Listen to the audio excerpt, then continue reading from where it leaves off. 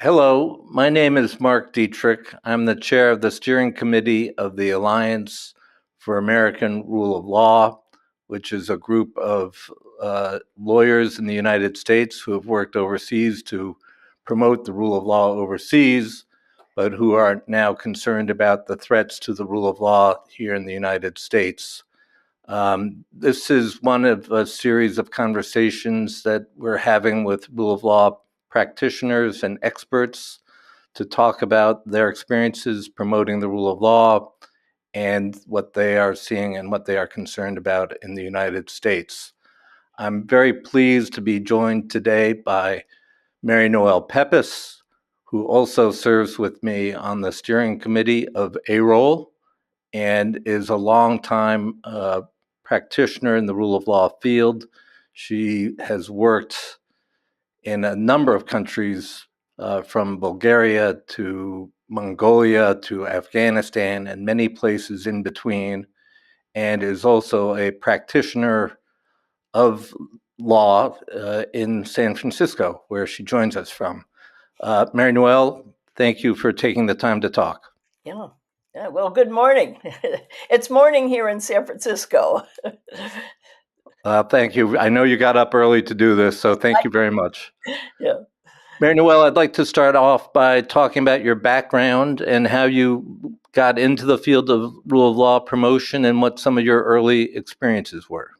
Oh, great question to start. I'd love to tell you this. It's kind of a story, but an interesting one for lawyers who practice law in the United States and all of a sudden had an opportunity to go abroad.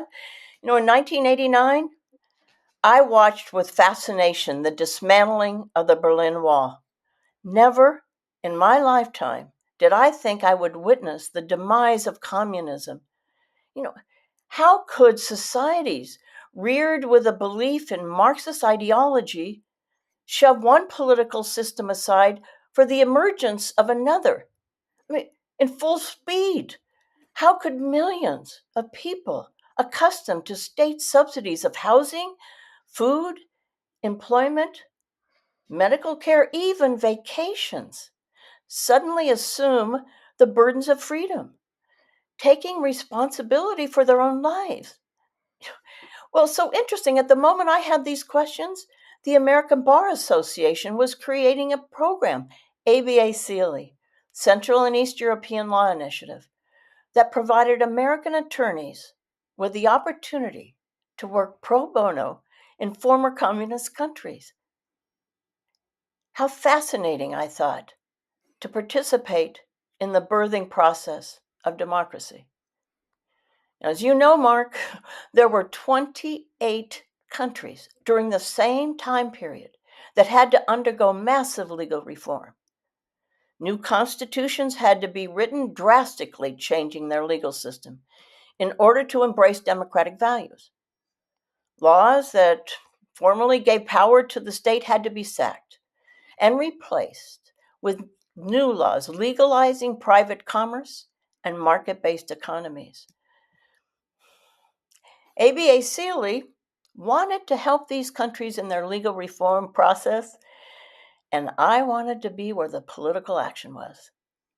This is an And opportunity, I thought, indeed a challenge of a lifetime. and where did that lead you initially? What were some of your first assignments with ABA Sealy, and what were your experiences? Well, all right. So after deciding I'd join ABA Sealy if I could, I applied, and ABA Sealy asked me to work in Bulgaria.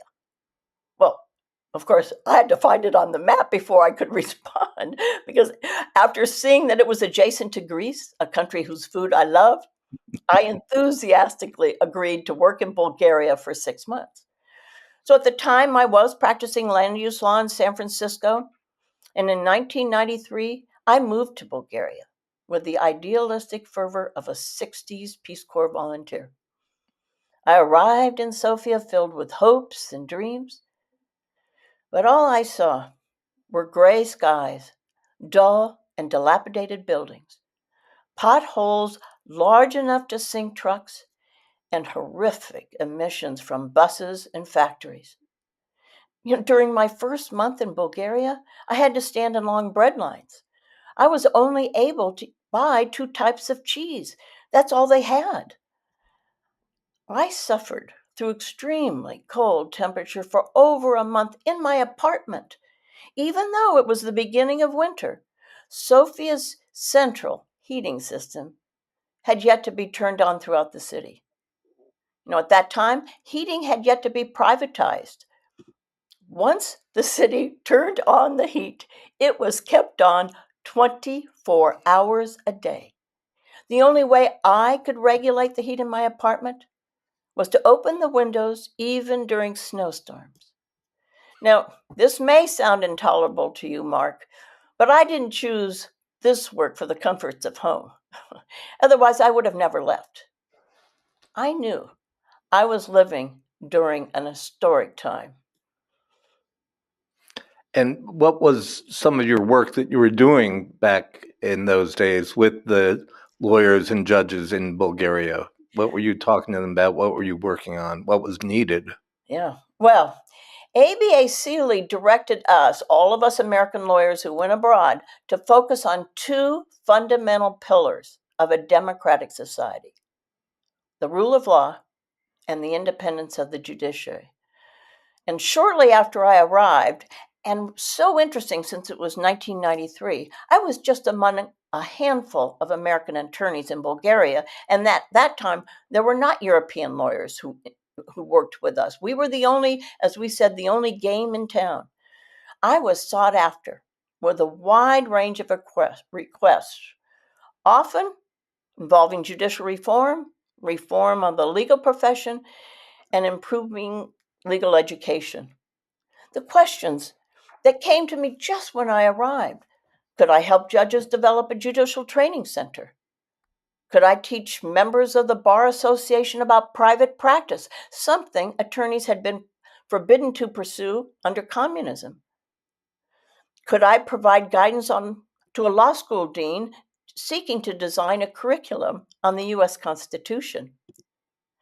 Often I was asked if I could review draft legislation for parliamentarians struggling to align their laws with Bulgaria's new constitution. I loved being part of this work. Absolutely loved it. The Bulgarians I worked with were euphoric to be rid of communism and to receive the legal assistance we provided. Every day for me was filled with different requests, a lot of activities, and many challenges. Mary Noel, I know that after your time in Bulgaria, you continued to work on the rule of law and promoting independent judiciaries in many, many countries overseas. What were some of the lessons that you learned from those experiences? And I would add, from my work in the region, I felt I always learned more about our own system from working in these other systems. But what were some of the experiences and lessons that you learned from working in these other countries overseas? Well, I'd love to answer that, and I agree with you with what you learned about our work overseas. We learned probably more about the U.S. than we did about the countries overseas. But I'd just like to first say all the countries I did work in with ABA Sealy, and thereafter just a summary. But because I have to say that because of the exciting and unique work I had in Bulgaria, I unexpectedly found my passion. So I extended my 6-month commitment to 1 year in Bulgaria, and then spent the next 4 years working pro bono for ABA Sealy, living 1 year each in Latvia and Slovakia, and a total of 2 years in Ukraine, Kazakhstan, and Croatia. I just couldn't get enough of this work. And after my 5 years with ABA Sealy, I returned to San Francisco in 1998. A decade later, I moved to Afghanistan to work as the justice advisor at the U.S. Embassy Kabul. And when I wasn't living abroad, I was home based in San Francisco working as a consultant in the developing democracies in Asia, North Africa, and the Middle East. And that's until USAID was dismantled just 7 months ago. My work came to a screeching halt as it did with thousands of other workers, U.S. based and foreign workers around the world. Now, if you'd like to know, I can move on to the work I did and what I learned abroad. I learned, and it's this feels quite emotional to me now in the United States. I learned not to take the foundational constitutional principles of the rule of law and an independent judiciary for granted, as I had done in the United States. While abroad, I learned from judges and attorneys who experienced firsthand the absence of the rule of law and the absence of an independent judiciary. As you know, Mark, under communism, the law was not supreme. Judges were not accountable to the law, but to the Communist Party. Those who governed were all powerful, and the law was subject to their whim and caprice. Judges were considered puppets of the government and became accustomed to party leaders who would routinely call them and advise them how to rule in particular cases. As you well know, Mark, this practice became known as telephone justice. All it took was just one phone call. Oh, that reminds me, when I was working in Croatia, the judges facetiously bragged about their progress as a modern country. They told me that their telephone justice had been digitized, and they began to call it SMS justice. So, since the rule of law was absent under communism, judges who resisted telephone justice faced the loss of benefits, demotion, even dismissal, and those who complied were rewarded with tangible advantages. So I wonder, Mark, if you had the same opinion that I have now, and because as I look back, it's interesting that although new constitutions and laws embracing democratic principles were in place, one of ABA Seeley's greatest challenges, which we didn't anticipate, was helping judges break free from years of ingrained dependence. They simply weren't accustomed to making decisions on their own. Yeah, I think that corruption was endemic in that system, and the telephone justice was a part of the overall corrupt and the corruption in the system. And, that is something that you can't necessarily legislate around. It requires goodwill, it requires traditions, and it requires commitment, and in some cases, bravery. Uh, can you talk more about your experiences with combating corruption in your career? So I'm glad you asked that, Mark, because I've now worked in over 45 countries abroad, and a big portion of my time was spent on understanding the cause of judicial corruption in all these different countries and trying to devise remedies for it. Now, as we all know, a judge should be guided by only the facts of the case and the applicable law. There should be no improper pressures, whether from outside influences or even from within the justice system. And I think you experienced it as I did. Many of the pressures came from even within the judicial system itself. Now, in the US, we often equate judicial corruption with a bribe. But a judge's decision can be distorted in many other ways, which I became acutely aware of while abroad through favoritism, political interests, political pressures, familial pressures, or career incentives. Corruption is not always visible. It can be quiet, it can be insidious. What I experienced abroad is that when a justice system, even one that is formally independent, develops a reputation for issuing questionable rulings, public trust begins to crumble. I witnessed countless pressures on judges to ignore or bend the law, pressures at that time that were almost unheard of in the United States.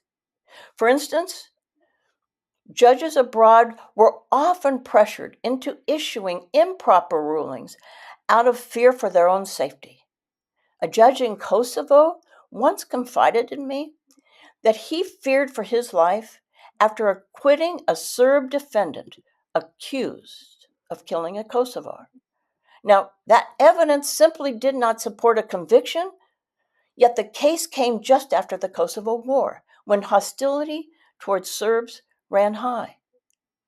Judges in several countries admitted to me that they often wrestled with whether to alter their rulings simply to avoid vilification by the public or the press. Many feared that issuing a legally sound but unpopular decision would jeopardize their professional success. I have concerns about the judiciary in the U.S. today based upon what I learned abroad. Please Yeah. tell us what your current concerns are now that your international work has come to an end, and you're now focusing on some of the issues that we're facing here in the United States. Tell us what your concerns are. Yeah, well, I have deep concerns. I have deep concerns because today in the United States, judges have faced physical threats designed to intimidate them. In recent years, some federal judges, as you know, Mark, received unordered pizzas accompanied by menacing messages that the sender knew where the judge and his family or her family lived. More tragically, I think you remember in 2020, a disgruntled lawyer murdered the son of federal Judge Salas while posing as a delivery driver. Such threats as these that aim to pressure judges can distort justice, undermining both judicial integrity and the rule of law.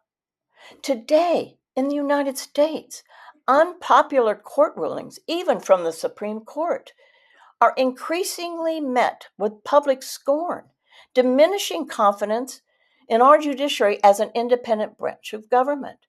Now, to be clear, I am referring to unpopular, not inaccurate court decisions. When the public begins to believe that legally sound but unpopular decisions arise from judges' political leanings rather than from the facts of the case and the law, our justice system will begin a downward spiral that threatens the very foundation of our rule of law. And you may know, Mark, that just 1 month ago, the Pew Research Center poll showed that the U.S. Supreme Court's job approval rating is near a historical low. 51% of Americans hold an unfavorable view, 49% a favorable one. And it pains me to acknowledge this because, and I do feel this very deeply, because when I began working abroad in the early 90s, like you, my American colleagues and I were able to make a tangible impact on the development of the rule of law and an independent judiciary, largely because our voices, our American voices, were respected and heard. The United States was seen as the shining city on the hill, the shining city on the hill, popularized by President Reagan, for we were the gold standard for the rule of law and judicial independence. Thank you for that, Mary Noel. I would add that once that public trust is lost, and I think this is something we both saw overseas, it's really, really hard to gain. And I would also note that the threats that you mentioned against judges means that it's going to be hard to get good people to want to become judges. And then you go into a little bit of a a death spiral with the quality of our judiciary and our tradition of judicial independence. Mm-hmm. Right. Right. Mary Noel, I know that you've been very active in speaking out Mm-hmm. about these issues in San Francisco and beyond. Can you tell us what you've been doing? Yeah. Well, today I feel a profound responsibility to share with the American public just how precious the rule of law and an independent judiciary truly are. We all took it for granted. I know their value because I witnessed their fragility up close. I watched brilliant, committed, deeply ethical judges and lawyers struggle under relentless pressure to compromise their principles. And sometimes I felt their anguish as if it were my own. Today, Americans cannot take our rule of law or an independent judiciary for granted as I did 30 years ago. It is essential that every voice, I deeply believe this, it's essential that every voice, no matter how abhorrent it may seem to others, is protected under our Constitution. Safeguarding the rule of law is an active, ongoing responsibility, not a passive expectation like the ones we had in the past.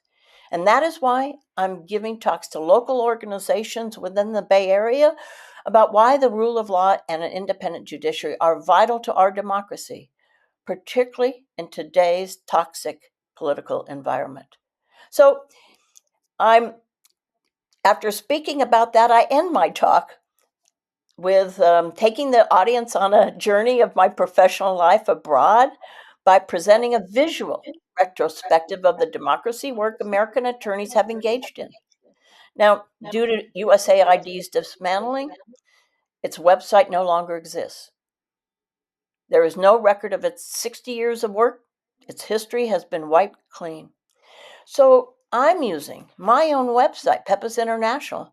And although the photos and text reflect my personal experiences, they also serve as an historical testament to the extraordinary efforts of thousands of American attorneys who worked across the globe.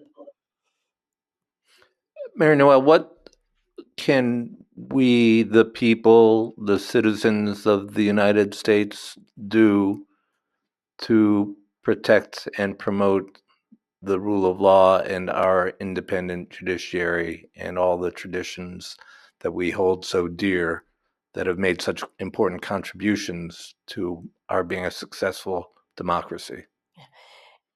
That's a great question. Because you and I and other American lawyers who work overseas are taking that responsibility because we really experienced it, we feel it. But as I think about this, I think it's Americans should do what they should do is what they can do for themselves and their community. It is essential that all Americans, not just lawyers, all or judges, all Americans understand the deeper meaning of the rule of law and an independent judiciary. I'm not sure they understand it today. Just as I didn't understand it 30 years ago when I moved to Bulgaria. It was like air for me. It just always existed. I didn't have to expect it.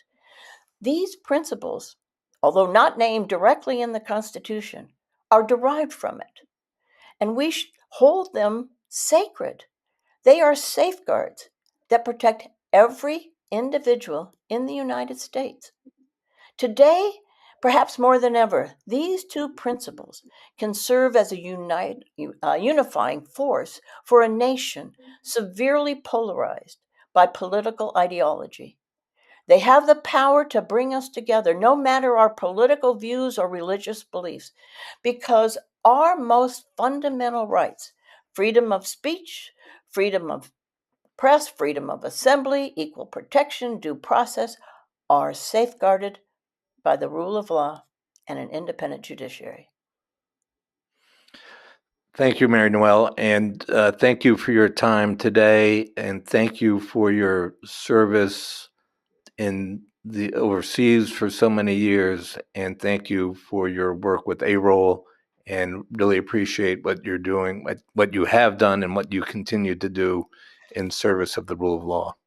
Well, thank you, Mark, because you know who. Thank you for. I'm glad you appreciate my work, but the 5,000 American lawyers who volunteered overseas for ABA Sealy, that's a huge statement. That says how important American lawyers deeply believe in the rule of law and an independent judiciary.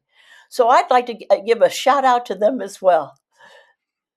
And let's encourage them to speak out on behalf of the rule of law here at home. They have the credibility to do so because they know what it's like not to have it. Great. Okay. Thank you again, Mary Noel. You're welcome. Thank you.